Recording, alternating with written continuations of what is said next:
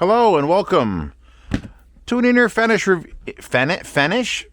Whatever a fetish is, we're fetishists here about putting things in our ear. And I am your host, Zeos Pantera, and we're going to look at... Get the name. The Arpegear Hane. I don't make these names up. These are terrible, but they aren't terrible. I like them. I started this review now, probably a little prematurely, because she's got an embarrassing secret, as do these IEMs. Oh, when you see one of these tools, comes with your IEM, Zeos gets a little bit like, son of a bitch. Is this going to have a switch? Because when you have a toggle switch on an IEM, unless it's accessible from the outside, it means you got to pull them out of your ear. You got to use a tool to flip a switch. This has 4 switches. 4 fucking switches on each side. All right? 4. So I said, you know what? I'm going to put them in, and I'm going to use them. And if I don't like them with none of the switches flipped, I'm just going to shit on them and move on. Because they're $130 set. That's white wallpapers. The Arpegear Hane.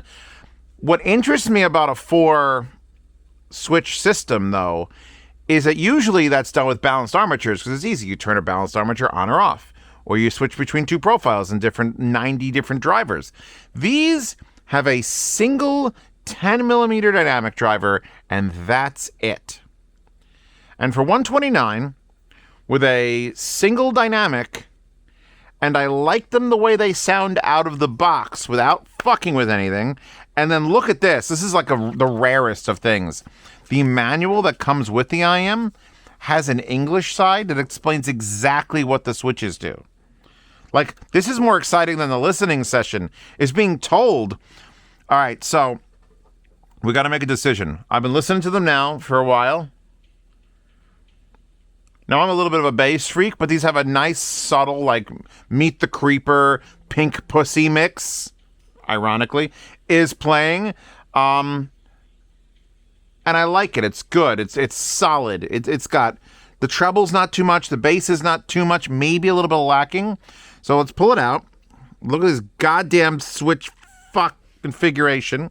I'm not going to take that out because one of these ear pick cleaners from a different IEM is probably better.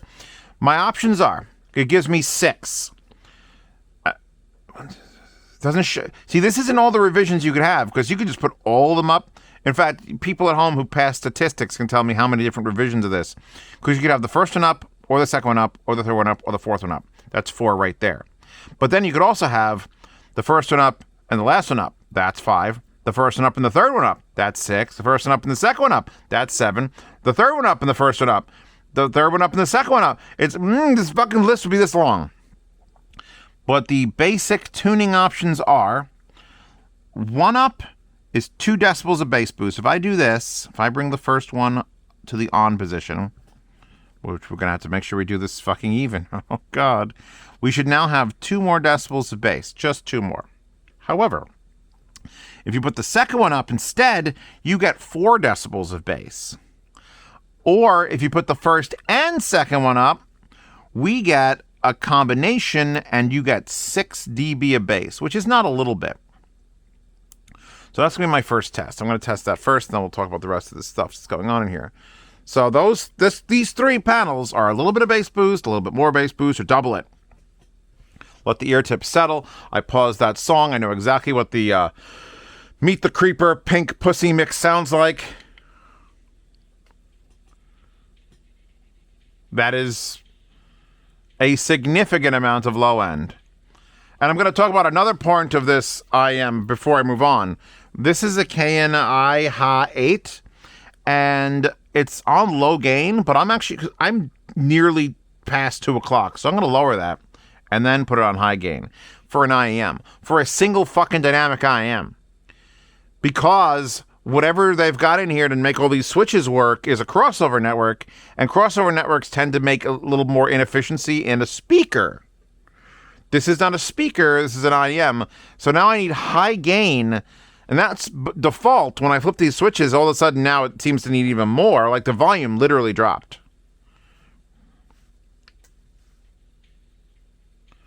Damn. All right, you know what? I gotta say, this is one song. Let me go to my bass playlist. Hold on.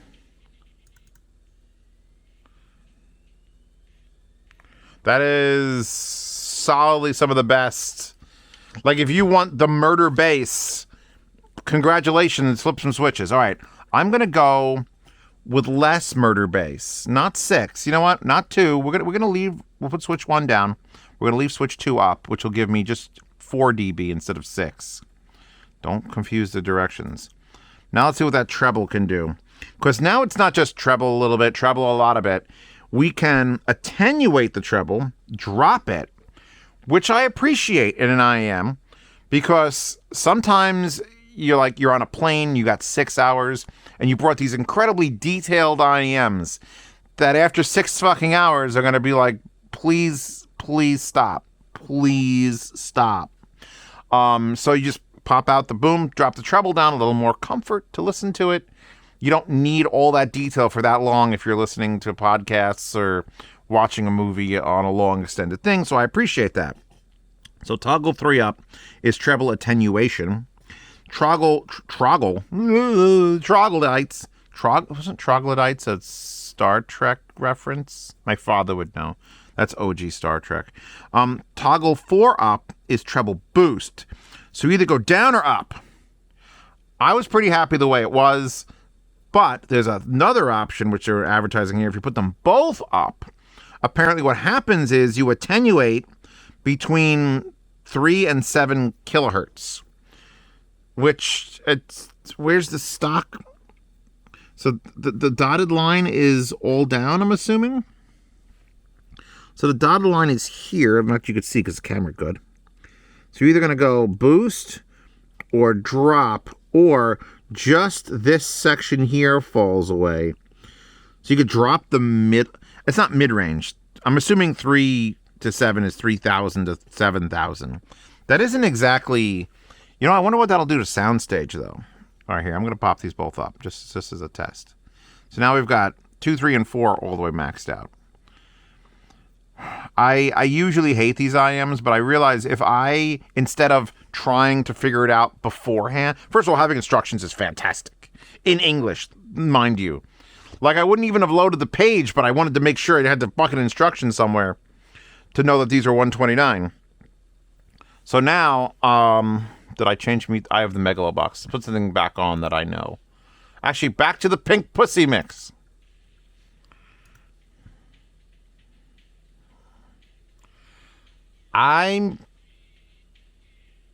It sounds like there's a treble boost, and I definitely didn't... Well, wait. If 4 is boosting the treble, and 3 is reducing the treble, and then both of them... Oh, I don't know if I like that at all. It's... You know what? It's not about liking or disliking. I don't know... Pink Floyd's Brain Damage, Vinyl Rip. I'm hearing too much treble now. Now I'm hearing too much treble. And I don't know if that's actually treble we've adjusted. So hold on. I'm going to put these both back down. But we just listened to it that way already. I liked it a lot. I was full recommendation. If it sounds like this. I'll put this back in. You understand why I hate this now? You understand why I hate this? If you're going to do an IEM like this, it is physically possible with a box here to do this, especially with a 1 IEM, 1 driver. Because all those things could just be in a box at the end of your wire, and you could have little switches here that are not, this. Yeah, I love it. Sounds great.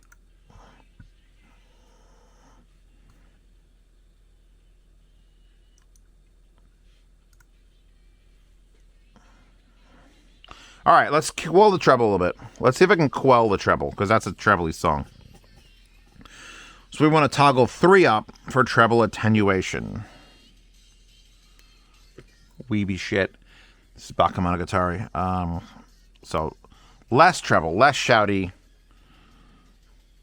Screaming Monogatari girls is...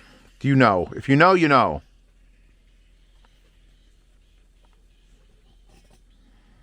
Oh, that's comfy. Definitely.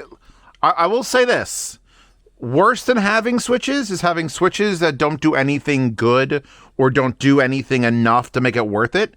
These feel like they're doing something.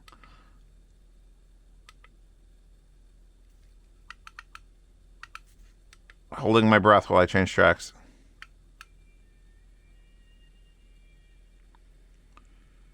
It's definitely softer.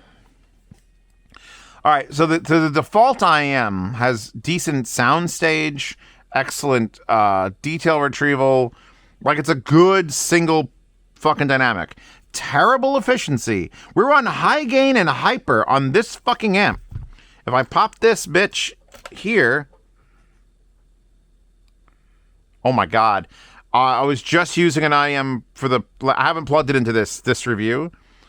So the volume has been set for the previous IEM, which was a standard, difficulty, and I didn't adjust it. We're at negative 34 dB. Let me tell you where this song, which is a relatively quiet song.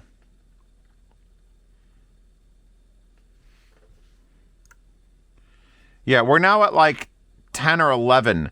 It's just 20 decibels quieter than the previous IEM.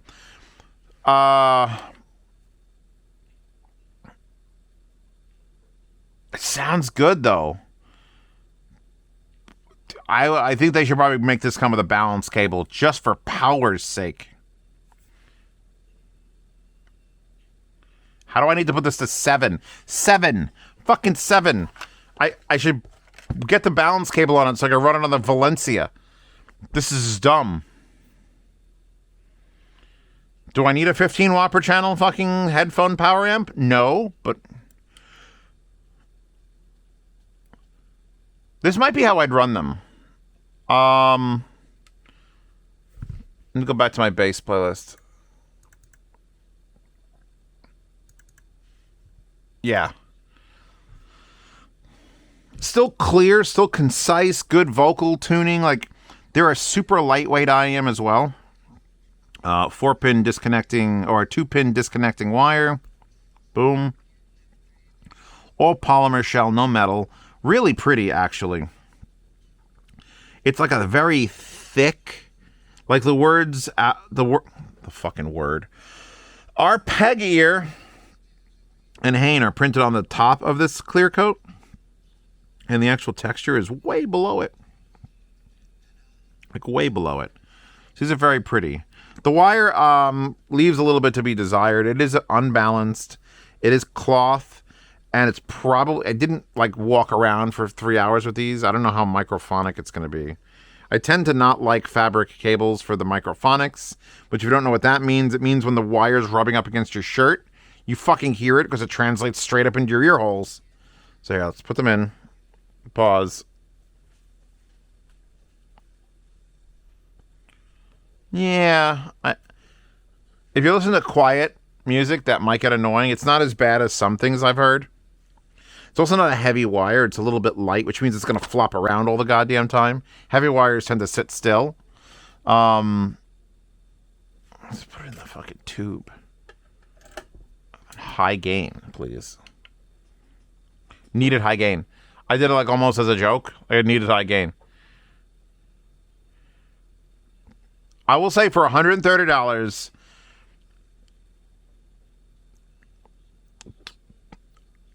See, I'm doing that thing where I rate it with the price, right? And I feel like because they're hard to drive, I'd score them less. Because the wire is single-ended, really nice, wildly nice hairdryer shaped right angle. Look at that fucking strain relief. That is boss. I think of all the IEMs that ever came with a balance cable and they don't really need it, these do. These are super fuck you inefficient. They don't come with a lot of accessories. Here's the bag it comes with. It's very stiff and very cheap. But it does come with a plethora of tips. I will say that. I was complaining just earlier today about the Kiwi Ears Punch and how little accessories that came with. This is worse than the bag. But man, look at this nice swath of tips. You've got the silicones all laid out. You got 4 fucking foams and these guys, which are ribbed, super sticky for your pleasure. So that's a nice tip consortium. I've only tried these also with the Dunu SS because I figured if I'm going to be fucking flipping switches, I'm just going to pick my default tip for that. The way I have it sounding now, with the bass profile and the slightly reduced treble for a little more easy listening, and just running through a couple of these songs, these might be priced correctly. 130 might be perfectly accurate, biblically accurate pricing. I would maybe go up as high as, let's call these like a 175. You know what, Zeos? 175. And of course, Zeos won't remember that, and I'll have to watch this entire fucking video to say, what the fuck number did I say? Even though the wire is probably shit and going to be changed, even though the accessory, the fact that the switches actually do a good job and the bass IEM is good. Too many of these switchy motherfuckers are like, it's kind of shit, but we'll give them switches so they have something to play with. This actually sounds good. It's an engaging, lively sound first, and then you could fuck around with it. And of course, have you ever seen me play video games? I actually posted some on the second channel. I was playing the BeamNG Drive, which is the worst game. If you're a person who likes to sit there and tweak things, because you can tweak everything. Take these rims off, take these tires off, add the mod to add more rims and tires and off-road wheels on the dashboard or the shifter, the color of the thing. I like these. I'll give these like a 150 to 175. They're a little bit more than their actual sell price. They have no reviews. It's also very interesting they're doing this with a single dynamic. Obviously, you're talking fucking impossible to drive. Sensitivity, 115 dB VMS, 80 ohms. Is 80 ohms high for an IEM? 80 ohms is fucking high for a single dynamic. That I'm pretty sure about. But yeah, no, I like these. I managed to avoid literally hating myself and looking like that because I filmed all the tuning we just did. So yeah, thank you. Check out your ARP ears, your Arpegear ears. Pegging in the ear? It's like a pirate. You're going, Arpeg ear. Hanes. Patreon subscribe to support this channel, these mad ravings. And if you want to see other reviews I've done here without paying, you can do that on Patreon and Subscribestar. Oh, I should probably mention, I made 3 of these videos now. It's been sitting on the desk there. DD Hi-Fi and I are doing a collab where they're including all of the adapters I think you should take to any of your Can Jam shows, going from and to balanced and from and to single-ended or into each other. And they'll sell you these 5 with this awesome bag that'll hold a DAP. And that'll be like an under $200 purchase. So if you ever want to have the nicest adapters possible and a nice bag to go shopping at one of the Can Jams or anything, boom. Check out the link to that whenever it actually is done. It's not done yet. We've got all the parts, but the DD Hi-Fi website is broken as shit. And it's got to be sold directly. So yeah, thank you for the Hanes. Whoever sent the Hanes, I'll figure it out. Your precision tone control actually works. And it's not like little baby steps. It's like, step. I've lost that tip like 3 times. Do it! So I'm okay with it. I wish the wire was balanced, and I wish it didn't require high gain on things, but it actually sounds good. Like it's a good sound song. It passes. Pass.